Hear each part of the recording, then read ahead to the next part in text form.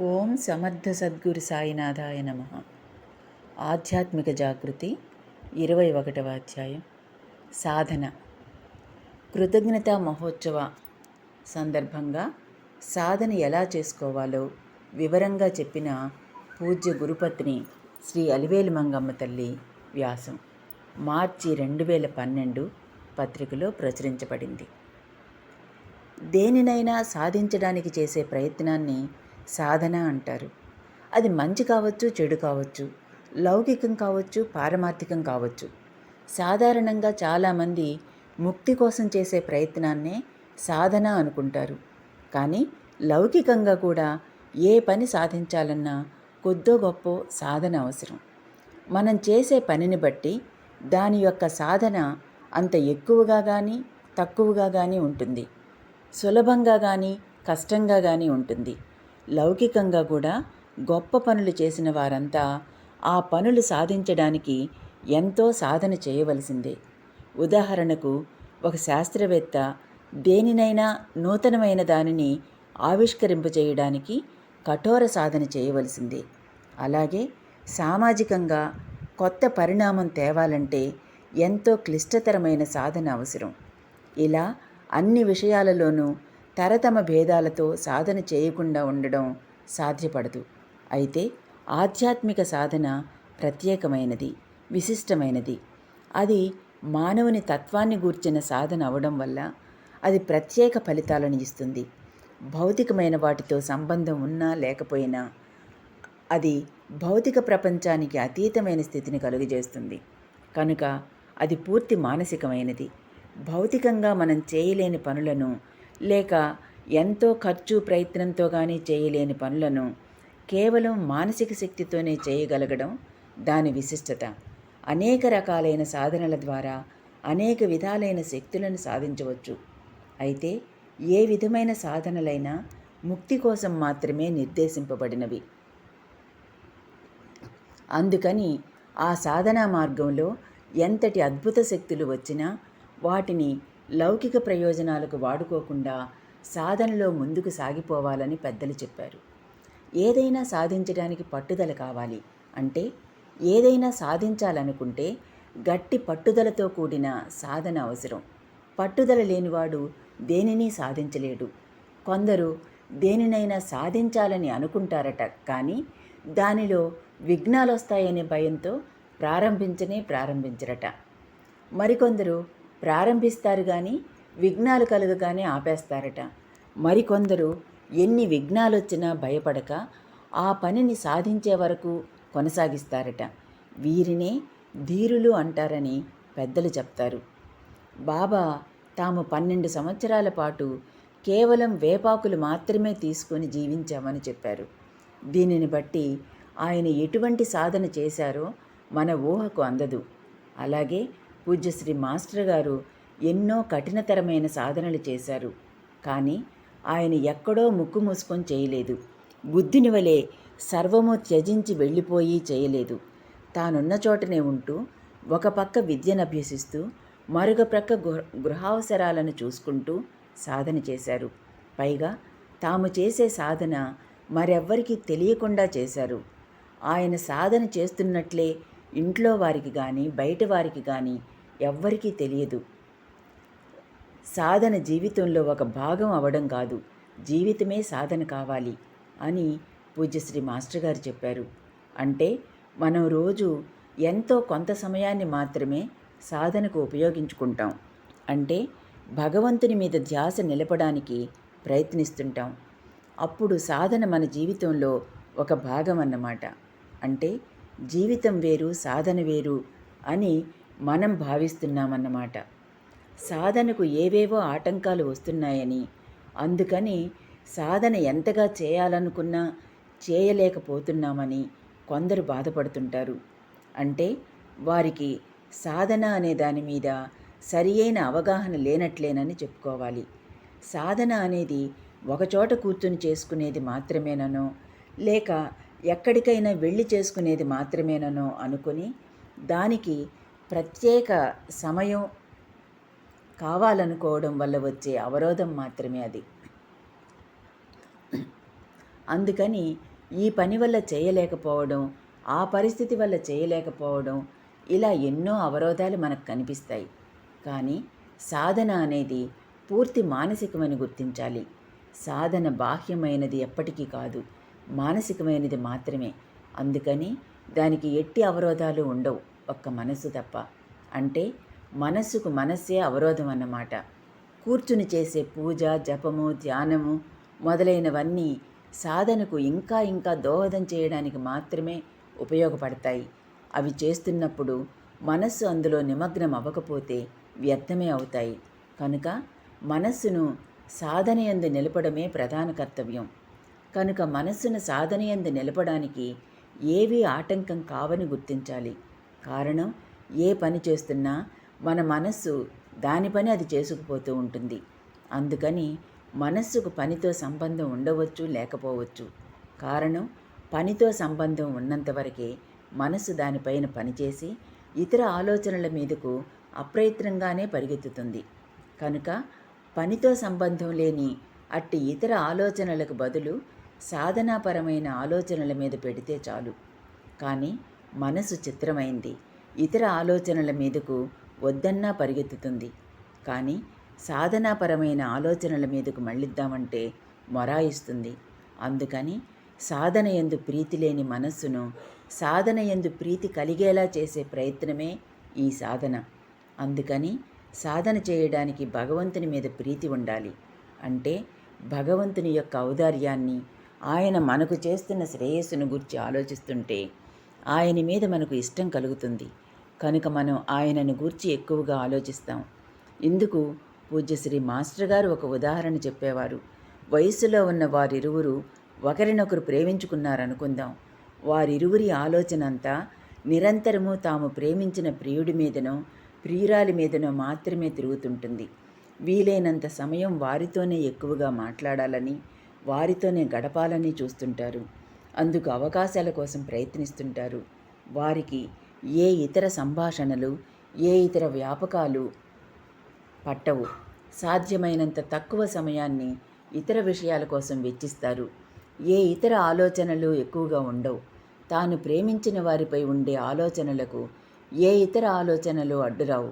పైగా ఏవైనా ఇతరమైన వాటిని ఆలోచింపవలసి వచ్చినా, చేయవలసి వచ్చినా కోపము, చిరాకు వస్తాయి. అట్లాగే భగవంతుని మీద ప్రేమ పెరిగిన కొద్దీ ఇతర ఆలోచనల మీద ధ్యాస తగ్గుతూ భగవంతుని మీద పెరుగుతూ పోతుంది. అప్పుడు వీలున్నప్పుడల్లా సాధనకు కూర్చోవాలనిపిస్తుంది. కూర్చోవడం జరుగుతుంది. అలా కూర్చోవడానికి వీలు పడకపోతే ఏ పని చేస్తున్నా భగవంతుని మీదే ధ్యాస ఉంటుంది. కనుకనే భగవద్గీతలో శ్రీకృష్ణుడు భక్తుడైన వాడు కూర్చున్నా, నిలుచున్నా, తింటున్నా, నడుస్తున్నా, ఇలా ఏ పని చేస్తున్నా నిరంతరము భగవంతుని ధ్యాసలోనే ఉంటాడు అని చెప్పాడు. ఈ విధంగా ఆలోచిస్తే సాధనకు అంతరాయమైనదేదీ కనిపించదు. అలాగాక కొన్ని పనులు మనసు పెట్టి మాత్రమే చేయవలసి ఉంటుంది. ఉదాహరణకు ఉద్యోగము, చదువు మొదలైనవి. అప్పుడెలా అంటే పూజ్యశ్రీ మాస్టర్ గారు ఇలా చెప్పారు. అప్పుడు పని ప్రారంభించే ముందు, మధ్య మధ్య విరామ సమయాలలోనూ, పని అయిపోయిన తర్వాత భగవంతుని స్మరించుకోవాలి. మధ్య మధ్యలో మనకు వచ్చే ఇతర అనవసరమైన ఆలోచనలకు బదులు బాబాపై ధ్యాస నిలుపుకోవాలి.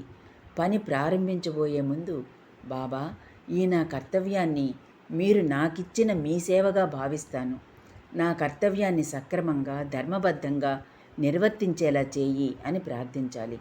అలాగే పని ముగించేటప్పుడు కూడా బాబా స్మరణతో ముగించాలి. ఇలా చేస్తే మన సాధన అంతకంతకు సులభతరమవుతుంది. అంతేగాక మన సాధన వల్ల ఇతరులకెప్పుడూ ఎటువంటి ఆటంకము కలగకూడదు. మన కర్తవ్యాన్ని ఎప్పుడూ తప్పించుకోకూడదు. కొంతమంది తాము చేసే సాధనలో, అంటే భగవంతుని స్మరణలో అందరికీ ఇబ్బంది కలిగిస్తూ ఉంటారు. తాము భగవంతుని పూజలోనో పారాయణలోనో ఉంటాం గనక అత్యవసరమైనా సరే తమను ఇతరులు పలుకరించకూడదని, అవతలి వారికి ఇబ్బంది అయినా సరే తాము కూర్చున్న చోటు నుంచి తమను కదపకూడదని, ఎంత ముఖ్యమైన అవసరమైనా తాము మాత్రమే చేయవలసిన పనులను కూడా తమకు చెప్పకూడదని, తాము మహాభక్తులం గనుక తాము చేసే పనులకు ఎవ్వరూ అడ్డు చెప్పకూడదని ఆంక్షలు పెడతారు. అంతేకాదు ఇతరులు అన్నీ సకాలంలో సక్రమంగా తమకు సమకూర్చాలని తలుస్తారు. ఉదాహరణకు ఇంట్లోకి అవసరమైన వస్తువులు కానీ సరుకులు కానీ తాము తీసుకురాలేకపోయినప్పటికీ అవతలి వారికి ఎక్కువ పనులున్నా లేక తీరిక లేకపోయినా సరే వారే ఆ పనులను కూడా చేసి వీరికి సకాలంలో ఉపాహారము భోజనము సిద్ధం చేయాలన్నమాట. ఇతరులు అందుకు అభ్యంతరం చెబితే వారిపై విరుచుకుపడతారు. తామేదో గొప్పగా సాధన చేయాలనుకుంటుంటే అందరూ తమకు అడ్డు వస్తున్నారని కోపగించుకుంటారు. ఇక్కడ ఒక విషయం మనం గమనించాలి. వారిలాగే ఇతరులు కూడా ప్రవర్తిస్తే ఎలా ఉంటుందో ఆలోచిస్తే వారి ప్రవర్తన ఎంత అసమంజసమైనదో అర్థమవుతుంది. ఇలా మన మనస్సు చిత్ర విచిత్రంగా పక్కదారులు పడుతుంటుంది. వీటిని జాగ్రత్తగా గమనించుకుంటూ మన సాధనను సరియైన మార్గంలో తీసుకువెళుతుండాలి. అంతేగాక నిర్దిష్టంగా సాధన చేస్తున్నప్పటికీ సాధనలో కొంచెం పైకి ఎదగగానే సిద్ధులనే క్రూరమృగాల బారిన పడే ప్రమాదం పొంచి ఉంటుంది. అందుకని సాధనలో అడుగడుగున జాగ్రత్త వహిస్తూనే ఉండాలి. పూజ్యశ్రీ మాస్టర్ గారు ఒకసారి ఇలా చెప్పారు, మన సాధన కోసం ఎవరికీ ఆంక్షలు పెట్టకూడదు, ఎవరినీ ఇబ్బంది పెట్టకూడదు, ఎవరికీ మన వల్ల ఎటువంటి అసౌకర్యము ఆటంకము కలుగకుండా చేసేదే నిజమైన సాధన.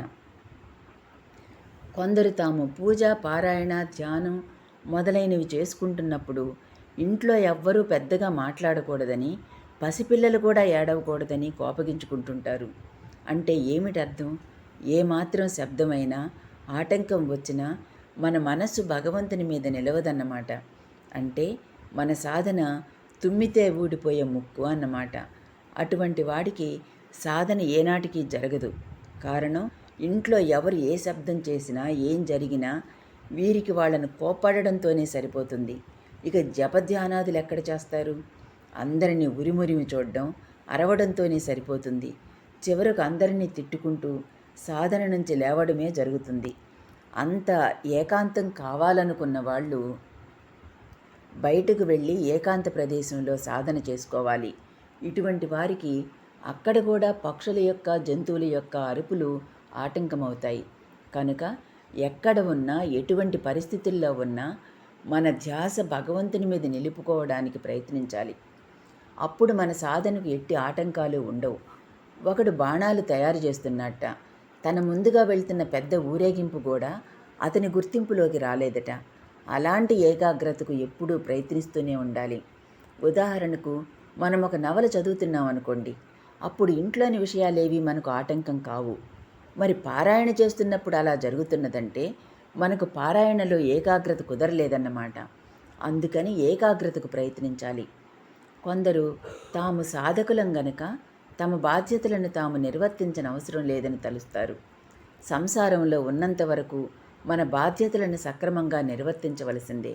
కారణం అది ధర్మం గనక. ధర్మం తప్పిన సాధన సరియైన సాధన కాదు. సర్వము త్యజించి భిక్షతో మాత్రమే జీవించి సాధన చేసుకునే వారికి మాత్రమే ఏ బాధ్యతలు ఉండవు. కనుక మనం మన కర్తవ్యం నిర్వర్తిస్తూనే సాధన కొనసాగించాలి. మరికొందరు రోజులో కొంత సమయం మాత్రమే సాధనలో గడిపి మిగతా సమయమంతా వ్యర్థ కాలక్షేపాలతో గడుపుతూ తామెంతో సాధన చేస్తున్నామని మిగతా వాళ్ళు అజ్ఞానంతో కొట్టుకుపోతున్నారని తలుస్తుంటారు. అంటే అటువంటి వారిలో తామేదో గొప్ప అనే అహంకారం బలపడుతున్నదన్నమాట. నిజంగా సాధన చెయ్యాలనుకున్న వారెవ్వరూ తాము సాధన చేస్తున్నామని విర్రవీగరు, ఎవరికీ గొప్పగా చెప్పుకోరు. లక్ష్యం మీద దృష్టి ఉన్నవాడికి సాధన చేస్తూ పోవడమే జరుగుతుంది కానీ అహంకరించడానికి ఆలోచించడానికి సమయం ఉండదు. ర్యాంకు రావాలని చదివేవాడు ఇంకా ఇంకా చదవాలని అనుకుంటాడు కానీ తాను అంతగా చదువుతున్నానని అహంకరిస్తాడా, గొప్పలు చెప్పుకుంటాడా? అలాగే ఇదీను. అసలు సాధనంతా అహంకార నిర్మూలనం కోసమే. నేను గొప్పగా సాధన చేస్తున్నాను అనుకునేవాడు లక్ష్యం మీద కన్నా తన గొప్పల మీద కోరిక గలవాడన్నమాట. అసలు సాధన ఎందుకు చేయాలి? అంత కష్టపడి సాధన చేయడం అవసరమా? ఇప్పట్లాగా హాయిగా ఉండవచ్చు కదా అని కొందరు ప్రశ్నించవచ్చు. నిజమే, అలా అనిపించబట్టే చాలామంది ఆధ్యాత్మికత వైపుకు సాధన వైపుకు కన్నెత్తి కూడా చూడరు. వాళ్లకు ఆధ్యాత్మిక సాధన చేస్తే అన్నీ వదులుకోవలసి వస్తుందని భయం. అందుకే ఆమెడు దూరం పారిపోతుంటారు. అయితే హాయిగా ఉండవచ్చుగా అని వారనుకున్నట్టు హాయిగా ఉండడానికే సాధన అని వారికి తెలియదు. ఏవో కొన్ని కోరికలు తీరినప్పుడో, కొన్ని పరిస్థితులు అనుకూలించినప్పుడో హాయిగా ఉండడం గాక ఎప్పుడూ హాయిగా ఉండే ప్రయత్నమే ఆధ్యాత్మిక సాధన అని వారికి తెలియదు. అయితే ఆధ్యాత్మిక సాధన కష్టం కాదా అంటే కష్టమేనని ఒప్పుకోక తప్పదు. కారణం ఆధ్యాత్మిక సాధన నాన్హే ఘాట్ను దున్నపోతు మీద దాటడం కంటే కూడా కష్టమని, శక్తినంతా వినియోగించి కృషి చేస్తేనే కానీ సాధ్యం కాదని బాబానే చెప్పారు. పూజ్యశ్రీ మాస్టర్ గారు కూడా ఇలా అంటారు, ఒక్క క్షణకాలం కూడా మన మనసును నిగ్రహించుకోవడం ఎంతో కష్టం అని.